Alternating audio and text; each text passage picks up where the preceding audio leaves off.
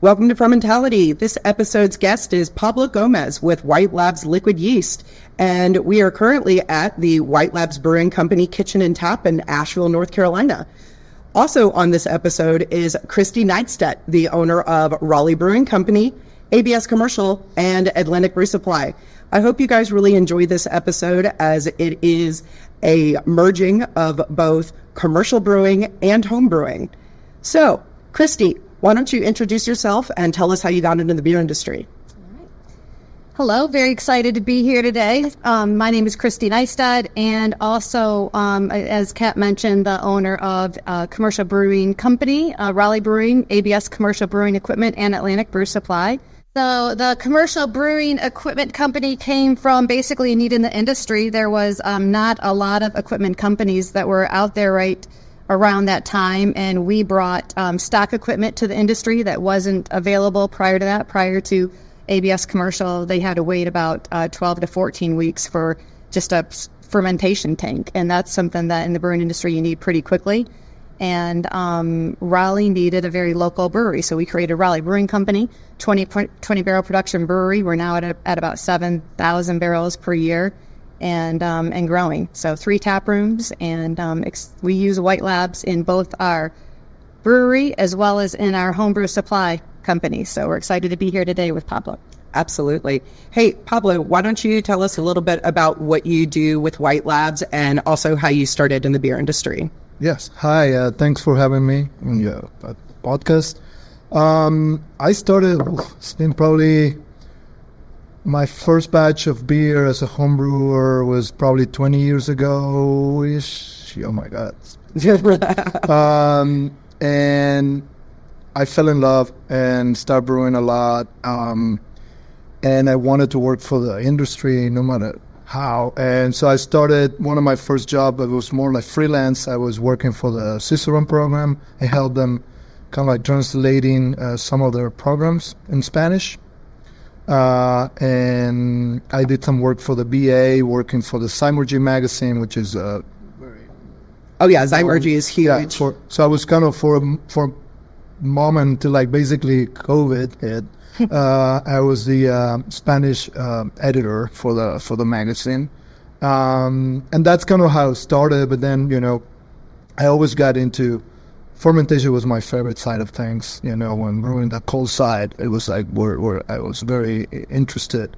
So when I moved to Asheville, I got the opportunity with White Labs, and I didn't think twice.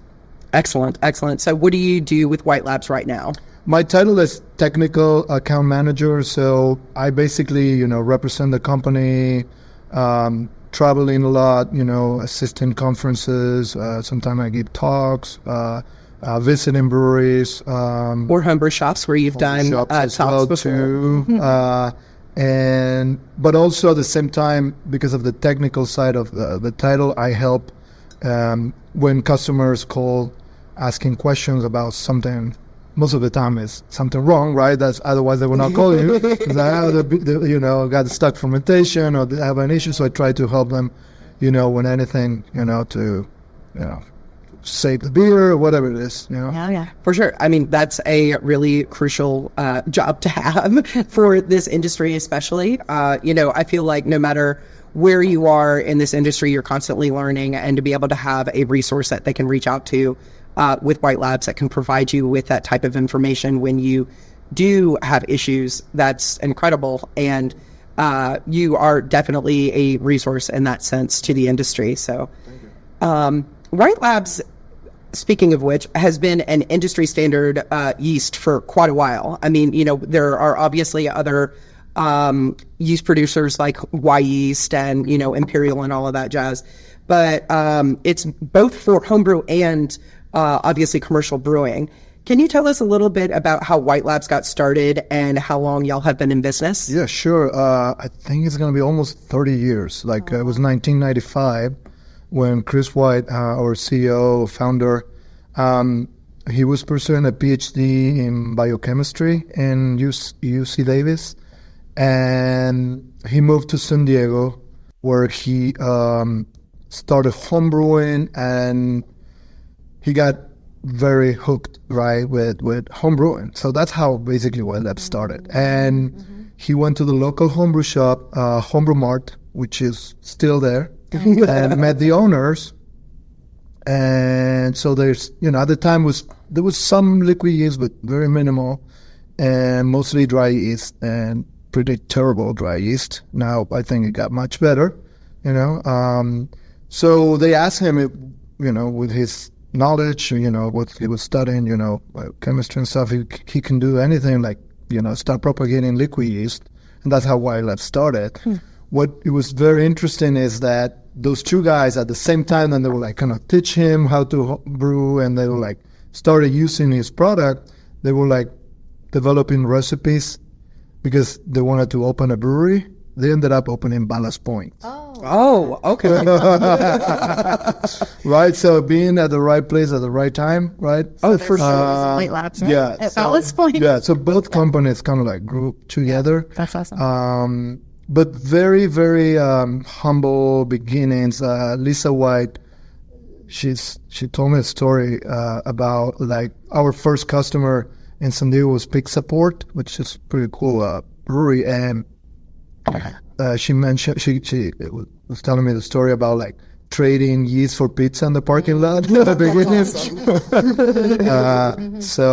Yeah, but really cool stories. So it started out in commercial brewing then.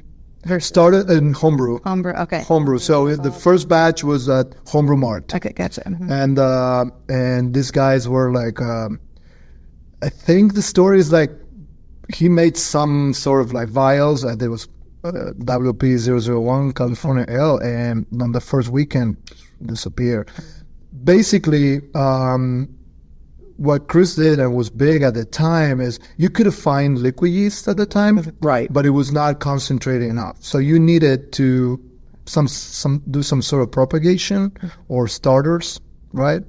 And so what Chris saw, and I think what made White Lab big from the beginning, and the innovation part of things, is like he basically created the first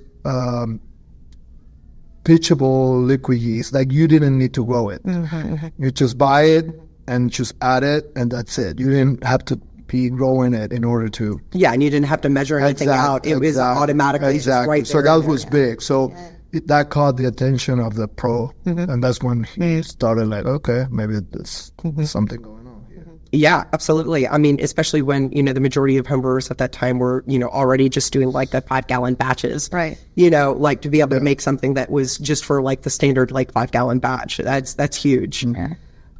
So we are currently at the Asheville location, Kitchen and Tap. The Asheville location of White Labs is special for multiple reasons. Why don't you tell us a little bit more about what makes this specific location so special? Sure. I think all our three locations, we have San Diego in California, we have Copenhagen, Denmark, and Asheville, North Carolina. I think they all have something special.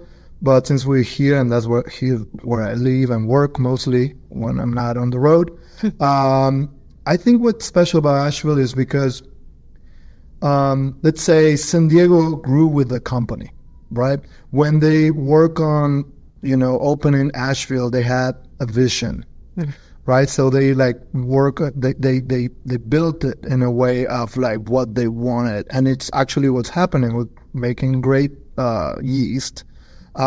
We brewing beer, we making food related with yeast, right? Like in the tap room, we have our pizza doughs are made with liquid yeast, with brewer's yeast, which is not very common.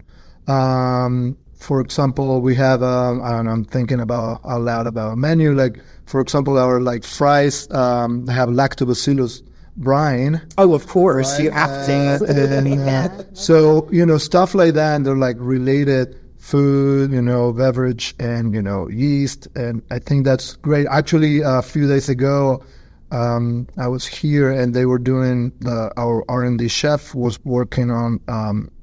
We did like some sort of like blind like triangle test of different doughs made with different. We play a lot with different blends of or like different cultures to see if we can find get more and more flavor out of our dough, right? So I think that's what happened a lot in throughout history. Like people want fast, and that's when active dry yeast was like super huge. But fast, that's an equal Good flavor, yeah. Right? We into flavors. That's big for us, flavors. So we keep on, even though we're pretty happy with what we use. Is no secret. We use a Kvike strain. Smart. But we're still working on like trying to make it better and better and better. I was told I need to bring back some of the Kokomo salt. Is that what it's called? Just salt? Yeah. So that's something that apparently. Yeah, because it's very interesting. Like yeast, if you basically, I'm not gonna go too much detail, but if you basically cook yeast, unfortunately, it's kind of sad, but it's kind of like all the enzymes, everything explode, and all these enzymes, the cells, kind of like create this umami flavors. It's called autolysis. Ooh. And that's what it's... Yeast death. Exactly. So it's kind of like yeast extract or yeast like for food, right? Like people use... it gives you kind of like a soy sauce flavor when exactly. it happens. Umami, so if you have a poor fermentation, it can actually infect your beer. Oh. So that's why beer, like one of the few fermented beverages that you can actually get an umami flavor with. Mm-hmm. So... Yeah, and it's crazy because I then also tried myself, and I love steak. I'm from Argentina. So, but I've done try with this regular salt and this salt, and it's amazing the difference because it brings up even more of the meaty flavors. Yeah, it was. I remember it was my daughter that asked me to bring some back, and she's like, "It's perfect on a tuna salt." Ooh. Yeah. So okay. All right. Now I'm gonna have to get some too. Yeah. So cool. So another one of the things that you guys do here that, especially as I was studying for Certified Cicerone. Okay. So when I was studying for Certified Cicerone and doing the sensory analysis training and all of that jazz, I was actually up here one weekend, and we were talking about this before. The last time I was here was the day that I got engaged. But we ended up getting a flight of 2 different beers. Mm-hmm. But each of them, technically it was 4 different beers because it was 2 beers but the same wort but different yeast. Oh, yeah. And it was really cool to be able to have the experience of trying out the different yeast flavors in the same wort. What made you guys decide to do that?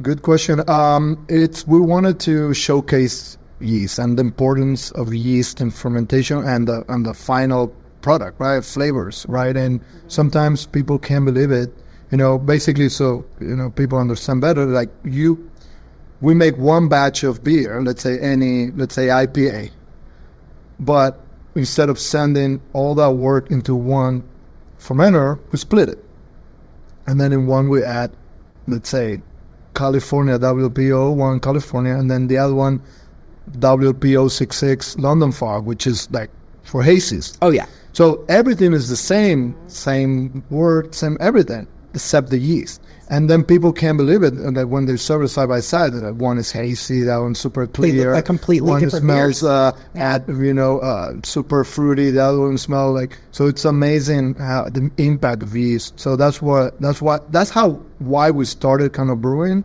and then we kept it going. Yeah, I know at Raleigh Brewing we carry like 3 strains of yeast that on a continuous basis. But what do you think the biggest risk for a commercial brewer is if they have just like one house strain that they're using in multiple beers?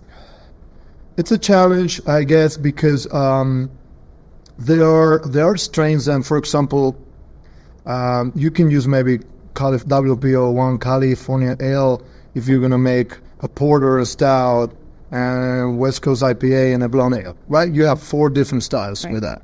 Now, when you come with a hazy, one is not gonna make it. Right. You're gonna have to put in a lot of lactose, a lot of flavor. So it's you need some specific strains. You don't need to have 8 different strains at a brewery. Right. Sometimes it's difficult to manage that, but 3, 4, up to 4, maybe 5 different strains can work, right? Because again, if you want to make a good Kolsch, right, you need a Kolsch yeast. Oh, if you want to make a good Hefeweizen, a German style, you need the Hefeweizen strain. you can't pull that off with any other strain. So, I like one. Cali is my favorite in terms of clean, beers. But for example, WP007, the dry English, I think is a great strain if you want to play a little bit with flavors too, because it has an attribute that if you can ferment it at lower temperature, lower temperature, like I'm saying 65, 66 degrees Fahrenheit, it will be pretty clean.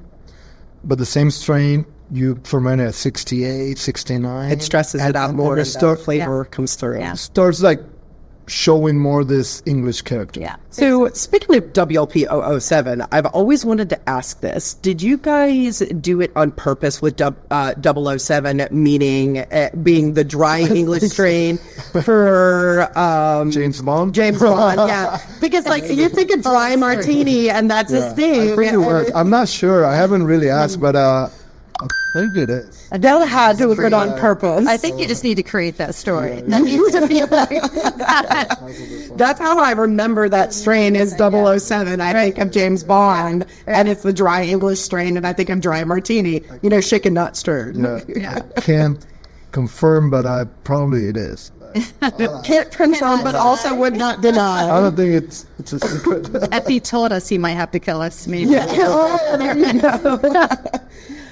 So White Labs has changed their packaging a few times over the years and recently released the Pure Pitch Next Generation packaging.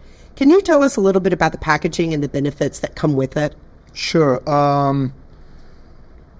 We make really good yeast, and with everything, it's same as beer, right? Like you make great beer, and then things can get complicated if you don't have a good package, right? Like For sure. So you can mess up a lot. Like in beer, especially right? Like sanitation. Yeah, or you can have like oxidation. So packaging is so important. But we wanted. First of all, we added a cap right now, so it's more convenient for brewers or professional brewers as Instead well. of having to sanitize your scissors and cut the package. But I think most importantly, we added a lot of technology in the film we use. And one thing that it's very important to understand is like yeast, slowly but surely, even though you keep it at cold temperatures, it's going to start like yeast when it goes into hibernation, let's say, has a reserved sugar, and then uses while it's hibernating, so it can survive. There's no food around, right? So the reason of keeping it really cold is so yeast can be as less active as possible, so consuming the sugar little by little.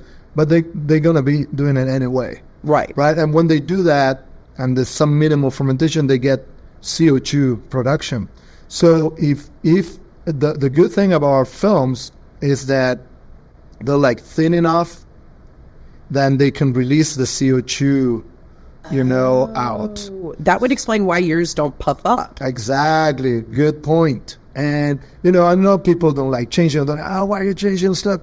I'm like, believe me, this is for good. So, but that's the thing. Like, what it means? It means that now our yeast is going to be better for longer than any other yeast out there, right? Like, there's some other, materials and which just like start building and building up, and CO2 buildup will affect the yeast health. I mean, Kat, you were concerned when they changed the packaging, but from a homebrew management perspective, what have you noticed in the store with consumers? Yeah, I mean, I was a little concerned when the packaging changed because the price went up a little bit from it, and homebrewers are inherently frugal.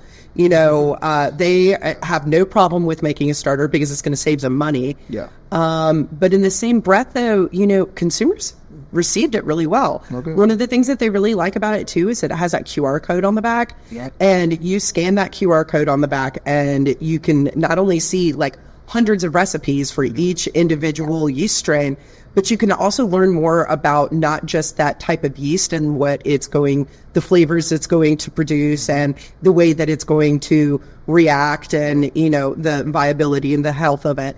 But you can also learn about that very specific batch, which, a lot of homebrewers have really appreciated. And, I think people also really like the screw top. I'm not going to lie. Yeah. As far as like a homebrew shop that carries it, I like the fact that it's easier to store. Yeah. For sure. Yeah. It's a lot easier to carry more strains because it takes up less space. And as a result, we have more of a variety of yeast to provide to our customers. So it's been received really well. That's great. Yeah, that's what the whole idea. Like, we wanted to give brewers more yeast, and so they can brew better beers, and also have the packaging that it's keeping the yeast as healthy as possible, as long as possible.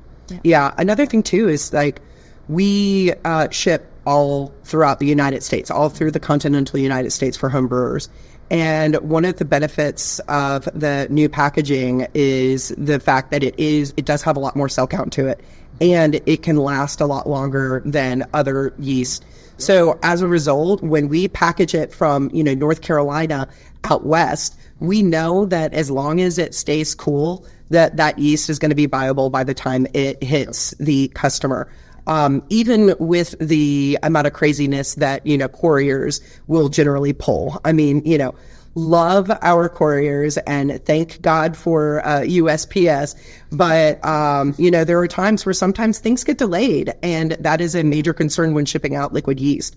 So to know that White Labs is creating a packaging that is going to assist the storefronts and our e-commerce teams for homebrew is really beneficial. Yep.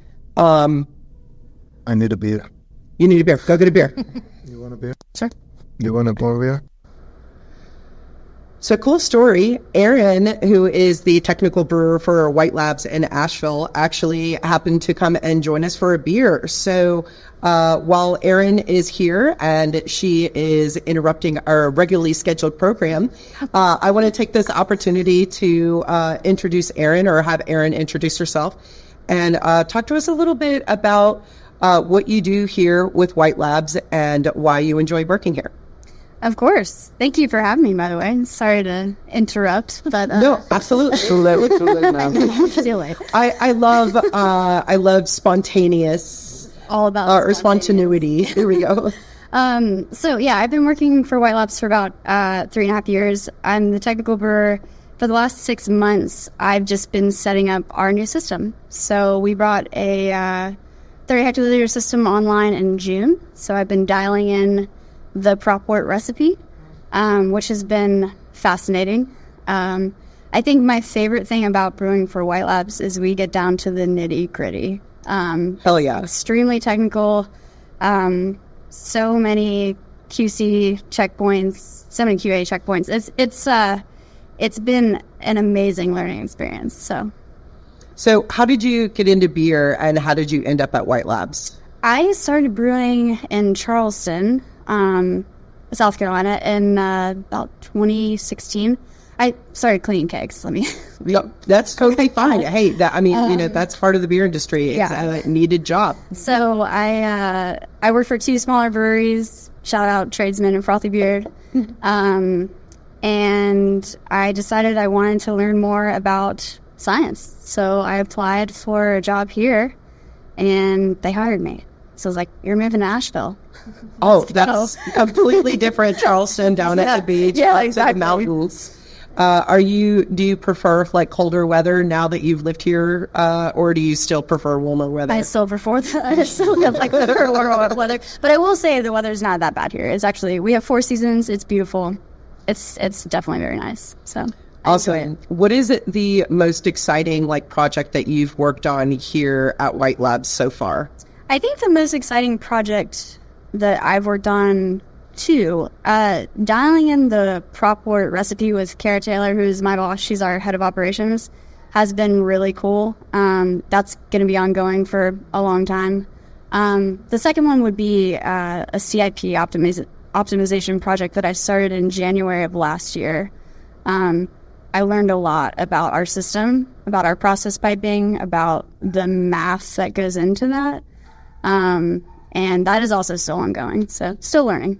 Well, now that you have a relationship with us, feel free to call us anytime. I will definitely take you up on that. ABS commercial is all about that. I would love to. I think that it's really cool that you said director of operations. Is the person you were working with? Kara is Director of operations, yeah. So I think it's really cool that we have a technical brewer and a director of operations that are both women here kicking ass. That's awesome. Actually, our VP of operations, Neva Parker, is also a female. Oh, yeah. That is awesome. There's so many females. My boss is a woman, Katie. So that's really, really cool to be able to come to a space that is so empowering of other women in the industry. Yeah. So I'm going to ask you two more questions while you're here. My first question is, what is a beer that you have brewed that you are particularly proud of?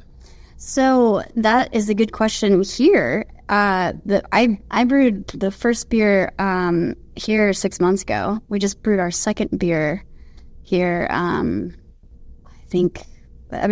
Tuesday. I think the beer that I'm most proud of was a batch of Sip Sip Pass at Frothy Beard, where I used to work.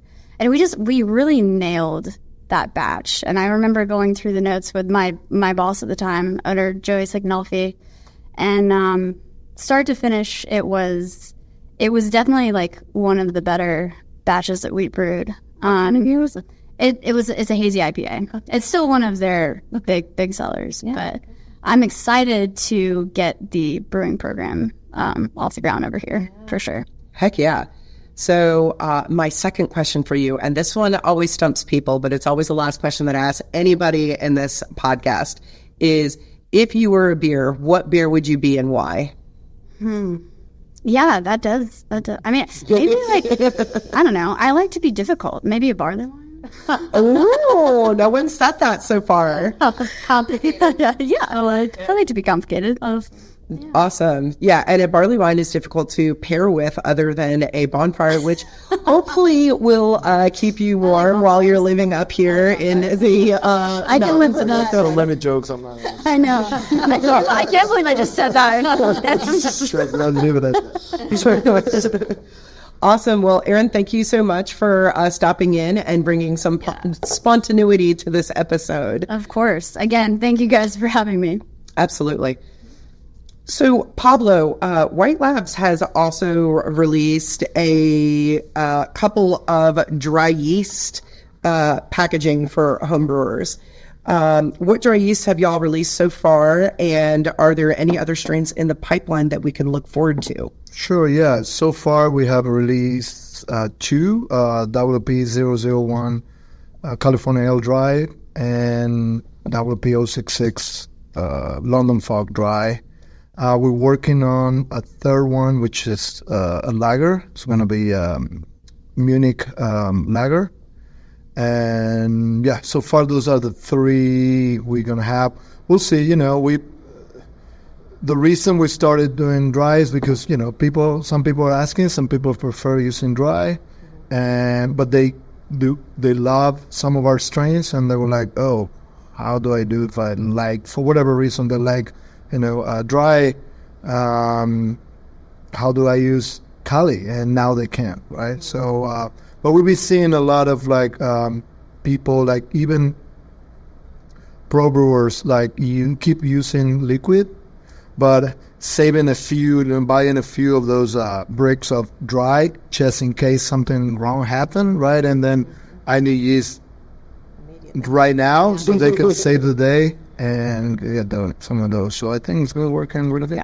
Yeah, I know a lot of the homebrewers, at least in the Raleigh area where we are located, have been super excited to be able to have dry options of WLP001. Yeah. It's a lot easier to use, especially if you're first starting out. And people, they look at WLP001 as, that just a standard strain that they can use for just about whatever. So because many people were using, without saying any numbers or any other companies, they were using comparables, right? Kind of to have some sort of West Coast. But if you want the classic West Coast, it's California ale. So that's the cool part. And if they prefer to use dry, they can now have Cali. Yeah, it's like you can try to replicate White Labs, but Yeah, you can't and actually have it until you're using it. Yeah, exactly. For sure. Yeah. And Sapel USO5, right? Like that one is a dry yeast that people have been using for years. It's just your like standard, like clean yeast. To be able to have like another like beast of a yeast come in, in a dry form. That's a good. Yeah. I love the beast of a yeast. That's a good context right there, yeah. Yeah, so to have another like beast of a yeast in a dry form is incredibly beneficial to these homebrewers that are first starting out. Yeah. Speaking of homebrewing, you're very knowledgeable about pitch rates specifically. What advice do you have for homebrewers looking to make the perfect pitch? I would say use a calculator, and homebrewers love to use calculators, right? Like, oh, I do, because I'm horrible at math. Super geeky, right? Super geeky. But one thing I want to mention, I think it's important. There's so many calculators out there that they're like working really good, and we're going back to when we talk about our packaging. Right. So some of those calculators out there, they're not updated because they're like from many, many years ago when packagings were different. I'm talking about White Labs. I don't know about the labs, but everything was different. So now some of these calculators, for example, if you it asks you for the best date or something, right? And if you type X number, basically it will tell you that a yeast that it's a month old is like 70% viable. That's why you might need 3 packs or 3 pouches, whatever it is. And we prove that that's not the case with White Labs on this, right? That's why I was explaining before, about the technology in our packaging. So that's the thing that's a little off on those calculators. But when it comes to just cell count, it will trade. I would recommend them by using White Labs to use our calculator on yeastman.com. You go to our calculator, and that's specifically based on all our data. We worked many years. I was part of that team to work on that calculator. We put a lot of effort on that, and it works really good. You can actually see not only how many pouches we recommend, but you see the total amount of cells per milliliter, total amount of cells per milliliter per liquid Play-Doh. We bring in some of this kind of like the pro side way of talking into homebrew, and I think that's important. So, I will. Yeah, that's what I would recommend. I 100%, appreciate the fact that White Labs has that type of calculator, because there are times where you have these homebrewers that have been brewing since the 80s that come in and, they... Homebrew clubs. Yeah, the homebrew clubs and all yeah, that. exactly. But they come in and they're like, oh, give me your newest yeast. But that really creates a problem, and I'm just, saying this so that way people hopefully understand why that creates issues. It's first in, first out. It's just like at the grocery store, where you go into the grocery store and you see products on the shelf. Let's say it's cheese. Right, I'm getting shredded mozzarella. The shredded mozzarella that's on the back is the newest, and the one that's in the front is, older, but is still viable to use, right?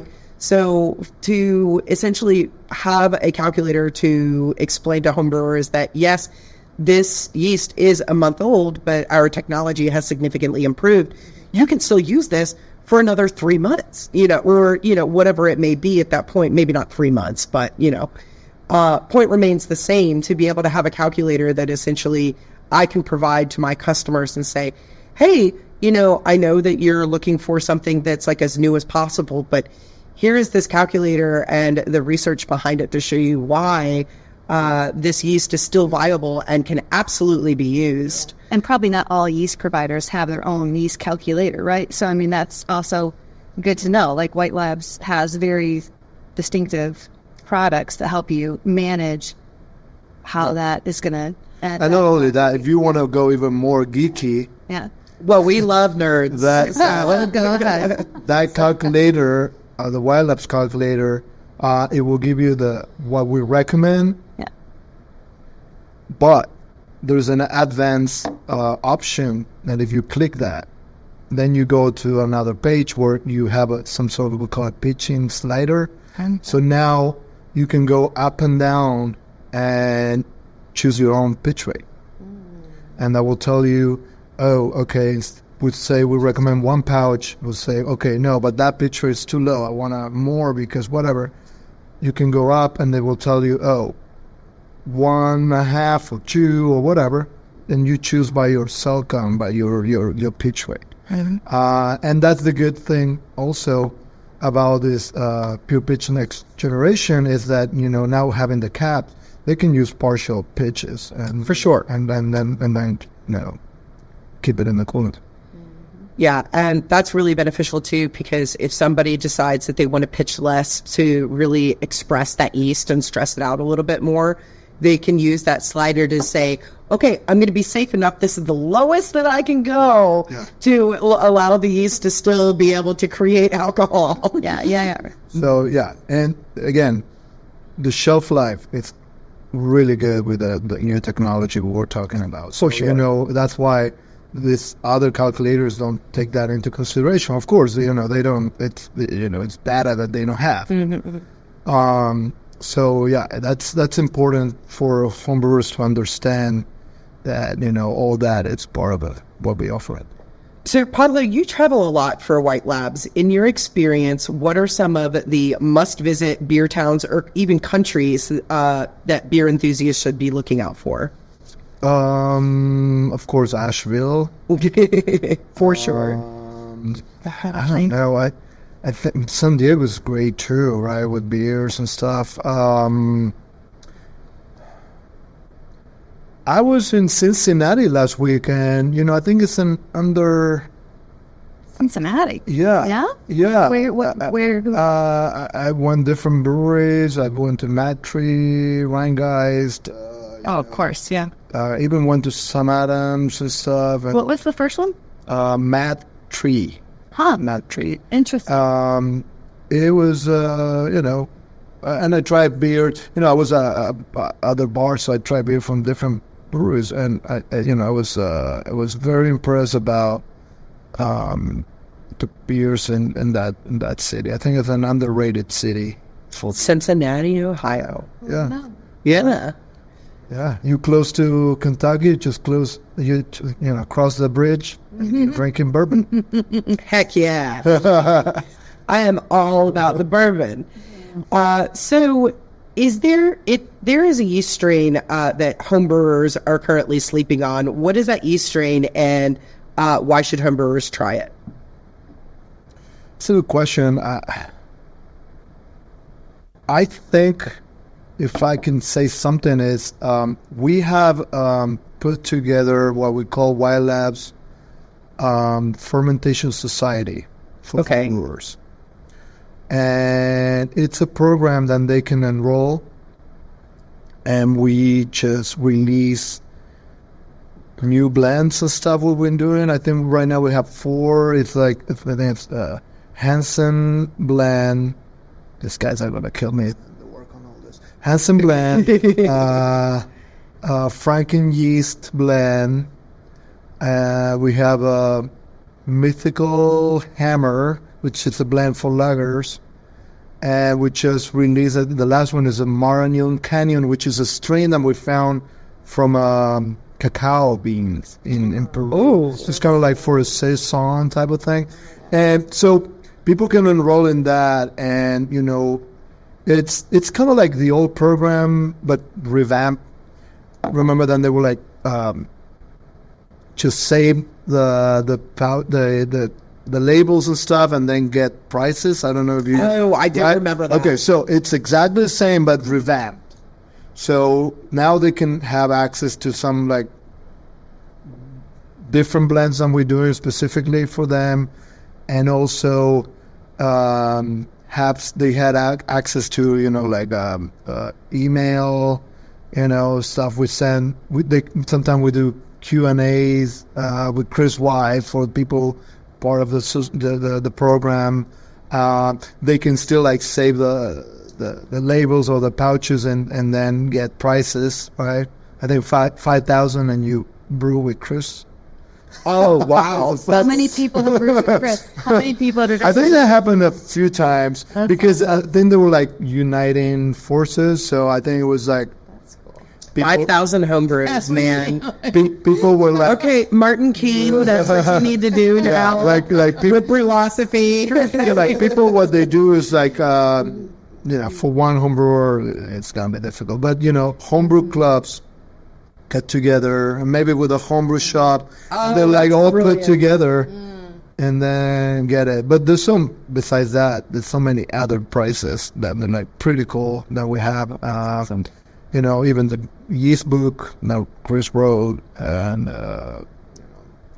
hats, T-shirts. That's such a cool idea. Yeah, I will like. It's also, you go to yeastman.com and you'll see all the information. Or you just Google, Wild Labs Fermentation Society, and it's very easy to enroll.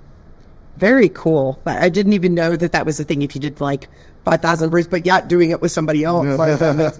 Yeah. Total sensor. Like He'll show up and brew with you. You should put that on as like a challenge in the Atlantic Brew Supply. Yeah, I think specifically. I feel like between all the people in the triangle, you could probably get heck yeah. 5,000 brews. I mean, even so, there's a really big homebrew competition in the Triangle called Shamrock, and it generally happens right around March. Obviously for like St. Patrick's Day and all of that jazz.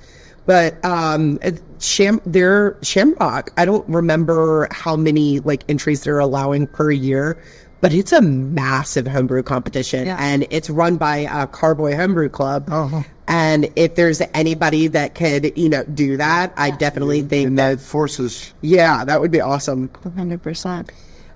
So can you tell us a little bit more specifically about the WLP 618 NA all day yeast? I have been so interested in learning how to make a non-alcoholic beer, but It tastes good. Yeah, it tastes good. Yeah, exactly. So, but I have no idea even what to do with it. Can you tell us a little bit about that? Sure. So basically, a strain for an NA beer is a strain of yeast that usually it's called maltose negative. Okay. So meaning that anything that is maltose or more complex, maltotriose, whatever, they can't ferment. So they only ferment glucose, simple sugar, glucose, sucrose, fructose.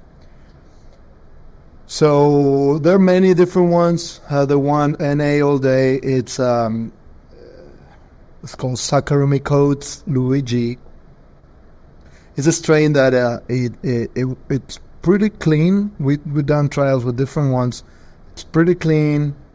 It's very low in ethyl acetate, and some other strains can produce a lot of ethyl acetate. And ethyl acetate is a compound that when it's produced in big amounts, smell like nail polish. So this is pretty clean and stuff. But what I would say is, and I think this is important for people, mostly for home brewers, they have to be careful with non-alcoholic beers, because what it makes safe a beer, it's alcohol.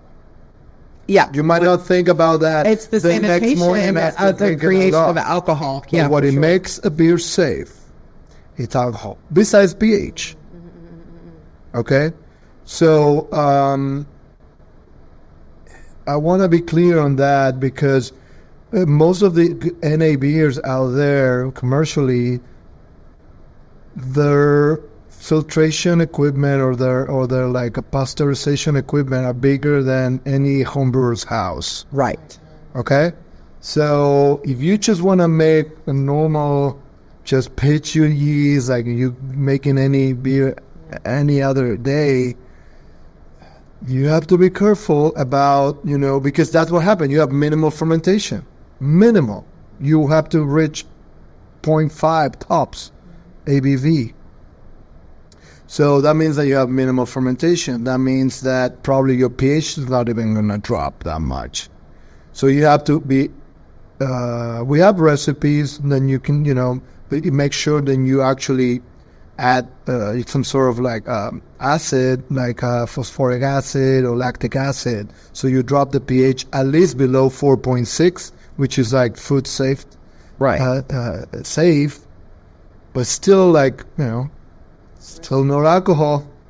I'm a believer in alcohol being as a, so I'm not trying to scare anyone, but in a commercial way, That's important. you have Important to identify. you have to be Absolutely. extra careful, because if you do distribution, I mean, if you're not pasteurizing, if you're not doing any filtration, You make people sick. what do you know what's going on, right? Kegging, you can contaminate beer. Think about this: minimal fermentation. You have a lot of sugars that are going to be left over. they're left over. So any other, even a pathogen can like go for those there, and you can get sick, right? So, and you can contaminate the beer if your draft lines are not cleaned properly, which is very common. You don't have to Very be- easy. You don't have to be a terrible brewery. No, it just happens. So, I guess for home brewers, one thing that they have as an advantage compared to a commercial, it's then they can keep the beer cold at all times, Yeah. right? There's no change. You don't have to be dealing with distributors. You don't have to be dealing with this or that, but still, I don't know. I just want to say that, but it's doable. Just Monitor your pH understand and what you're temperature. doing. Don't just be blindly, I'm throwing this magic yeast and it's going to have NAB or everything's going to be fine. Just work on it. Be, aware pH. Be aware like temperature. Be aware of like drinking it as fast as possible. Just It's more good. Sounds like a whole new episode of Fermentality where we need to talk about how to I don't want to successfully- be scaring people about it. It's I think it's super important, You know. especially since this is kind of some of the first time that yeast is being available. Oh, for sure. So, I mean, there's so many yeasts out there that from NABers, right? Just I think as a whole, we should be, be more Informed and cognizant. Exactly, just like and I learned this also because many years ago when NABers were not a thing, I tried one. I don't know why. I just like found this from White Labs. Like we had this strain which is a little different. This one was still, and I'm gonna make an NA beer, and I fermented. It was barely a fermentation going on. And when I was about to try it, and I'm like, wait a minute. So I take a sample and check the pH, and it was still like a 5 or so. It wasn't even. And I'm like, this thing's been sitting there for a week or so, has less than 0.5% ABV, pH is still high. maybe not. I said maybe not. Maybe let's not taste this. exactly. I'm like, I could add some, but again, I was like, Did you try it? no, I didn't. I could, no, at this point, you can also add some, Some lactic acid or something and then drop it and stuff. But it was more like I was playing with some stuff. But, I'm just saying that. Be informed before you use it. Right. Exactly.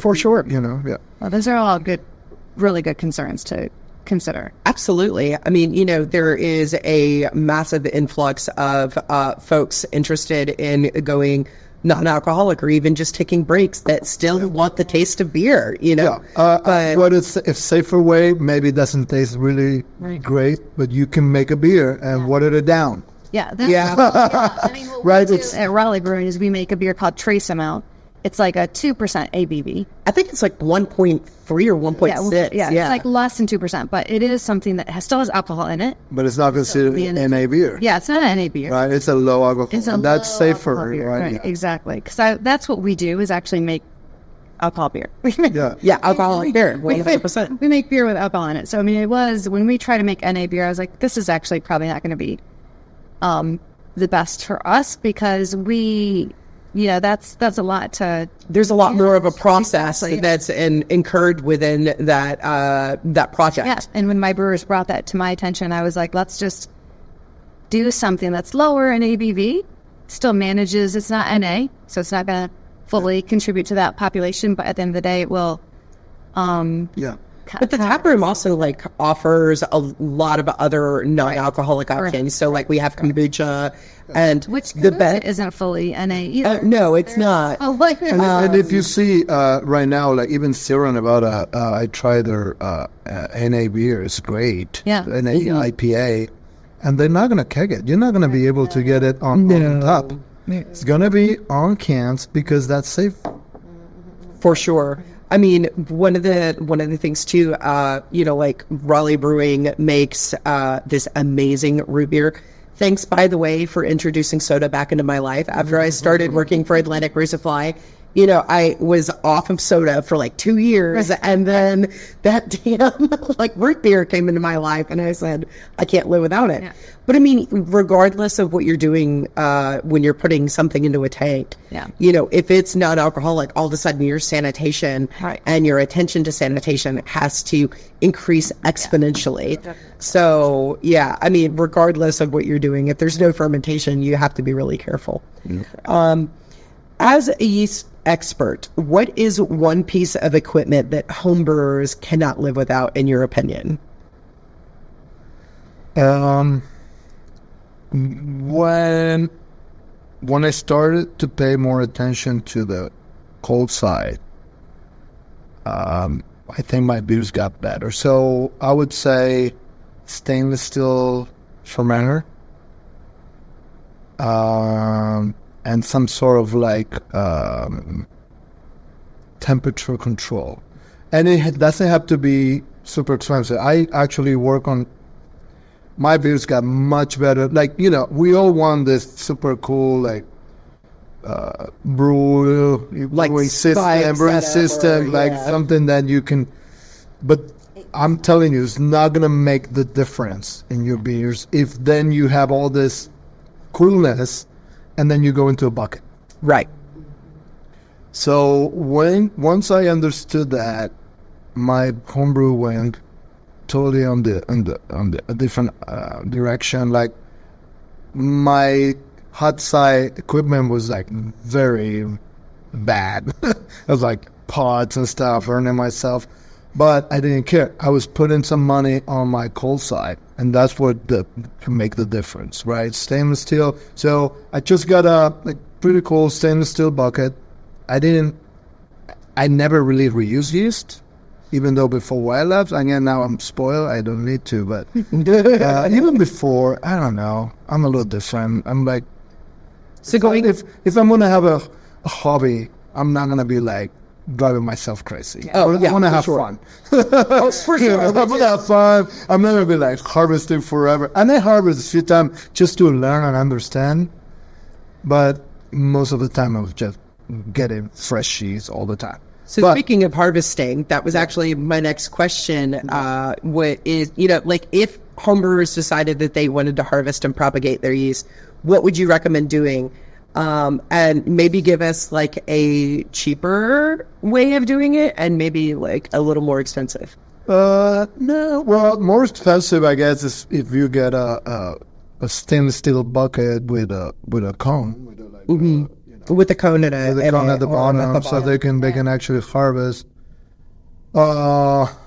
Cheaper, it's a little of a pain, but it's doable. There's some work you have to do. So basically, when you transfer all the, let's say you're using a carboy, right, or a bucket, doesn't matter. You are transferring all the beer into your kegs. You leave a little bit of beer on top of your yeast, and then you rouse that. So you create some sort of slurry. So you stir it up Yeah. Just a little bit of beer on top. with all of the sanitation. Yeah. But then you move it to a different vessel, maybe anything, maybe something smaller, and could be a flask if you have or something. A mason jar, maybe. Yeah, I will go first to something a little bigger, depending, because unless you want to say just one mason jar is fine. But if you want to kind of, because you have a lot of yeast now. Right. So if you want to have several ones, I would say you can go to a 5-liter flask.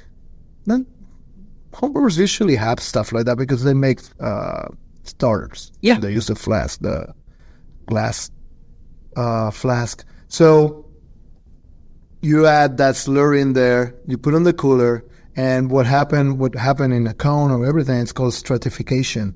So yeast starts separating from trub and everything. So you, after putting in a cooler for a day or so overnight, when you look at it, you're going to have some beer or some liquid on top. You're going to see very nice yeast in the middle, kind of creamy, and then you see a lot of trub on the bottom. So it's going to look like sedimentary rock. Exactly.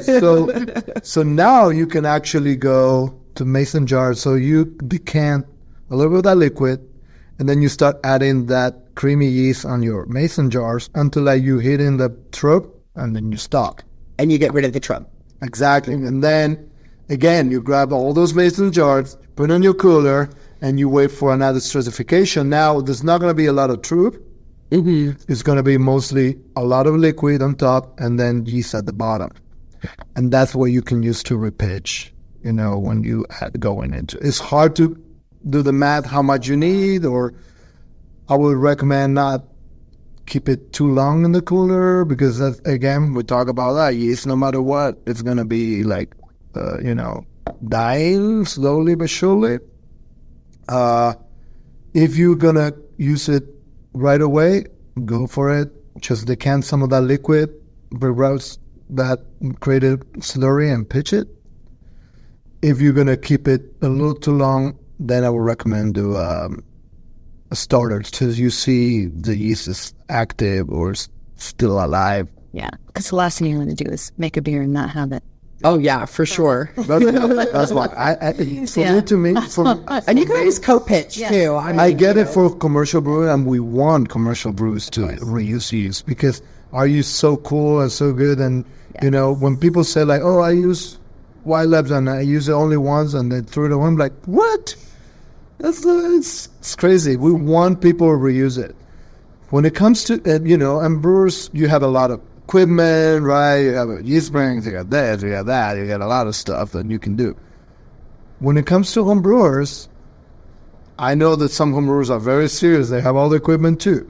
But most of the time, they don't have all that. And I think it's more like a harm than a benefit. They can contaminate the yeast if they don't do the right cleaning and sanitation. I was always like, can I get another? We're just going to get him that. I'm going to pitch. If I can afford this, I'll start doing something else. Yeah, I mean, commercial brewers definitely have the benefit. Oh, it does make total sense. Yeast springs, Yeah, and that makes sense. And I mean, having a yeast sprink and being able to just throw it into like a walk-in cooler is a hell of a lot easier than, sitting there and saying, all right, I got to boil my mason jars or I got to boil my Erlenmeyer flask. And, It's a little...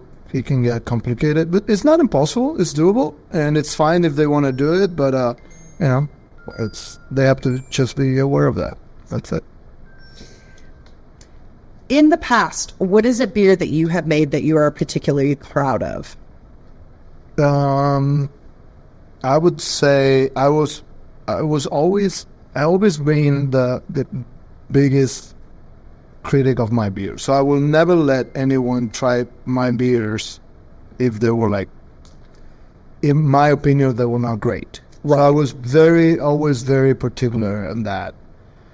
But I guess my best beer was a mistake. Hey, I love that. I love that though. So I brew a Belgian triple, and I bottle in 750s because who wants to? Bottling is my least favorite activity. So 750, I'm like, yeah, I'll drink the whole bottle. And I also, I usually try not to bottle. I like to keg. But for some specific beers, like Belgian styles or like Saison and stuff, I think it makes a difference. I know CO2, but there's some sort of like the different type of CO2s, like maybe the bubbles are finer, maybe there's some sort of re-fermentation in the bottle. It makes a difference. There's also just I feel like a classic, feeling of opening a bottle and hearing it go, yeah. And you see it pouring out of it. It's classic. It's an experience too. So I brewed this beer. It was pretty good. So what was it? It was a Belgian triple. It was a Belgian triple. Hell yes, ma'am. All right, but here comes a mistake. I thought I had drunk it all. Because I kept the bottles in my basement. And a year or so later, I found a bottle that I missed. It's been sitting there full of beer for a year. Mm-hmm. And I'm like, oh, okay. I'm like, should be fine. It's triples at 8% beer. So I'm like, maybe develop better and stuff. When I opened, it was amazing. It was like, it had bread. Okay, so that was definitely a mistake. Yeah, it was a double mistake. Yeah. Like I forgot a beer, then my bottle was not cleaned properly or sanitized properly, but it was perfect. I was drinking every little ounce. I was like, please don't ever finish. And it was just one bottle. And it was amazing. What's funny? We actually had a guest on our episode. His name is Brett Jones, or on our podcast for an episode. His name is Brett Jones, and funny story, he loves Brett. Yeah. And he always says, like, when he comes into the homebrew shop and he's looking for a Brett strain, he says, yeah, I messed up another homebrew. It's not that great. I mean, it's okay, but I'm just going to add some Brett. For him, adding Brettanomyces is his Band-Aid. It's like to fix a beer that he messed up. And unless it starts tasting like Band-Aid. Yeah, for sure. Unless it started tasting like Band-Aid, which is a phenol that we just don't want. So, yeah, he came in and actually on this episode brought me some beers that he had inoculated with Brett. And he said that initial base beer was just not that great. And he brings this beer in with Brettanomyces, and it's the most gorgeous beer that I've ever tried, and so sometimes it is a happy mistake. I mean, that's how IPA ended up getting to India, is that by the time it had, the way it was when it left Europe and then when it got to India was completely different because there was Brettanomyces in the barrels. Mm-hmm. And so, it's interesting thinking about that. I mean, I love a good bread IPA. I just love any good breaded But beer. Again, I got lucky. It could have been terrible, right? Oh, it yeah, could be for sure. something else that grew in there that it will make it vinegary or whatever. Again, always safe because it has alcohol. Yeah. Right? But it might not be nasty. Yeah. Right? But this one, I got lucky. And it was a perfect amount of bread. And it was probably my best beer ever.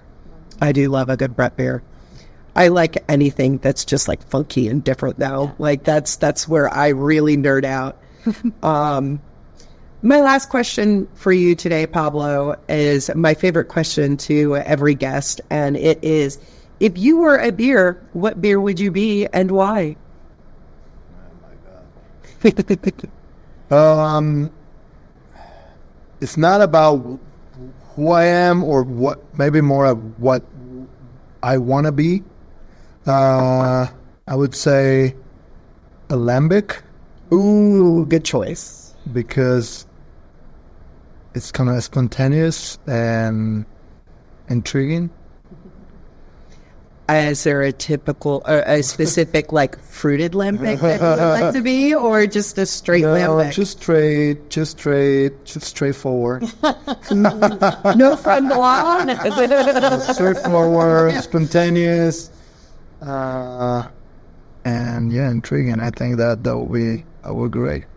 Excellent. Well, hey, Pablo, thank you so much for joining us with Fermentality on this episode. And Kristie, thank you so much for joining me on this trip to Asheville and being a co-host today. Thank you guys so much for listening to Fermentality. This episode is brought to you by ABS Commercial.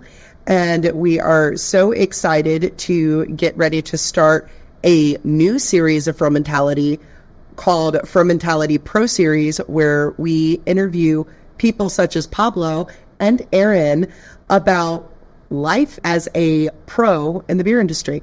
Thank you so much for listening.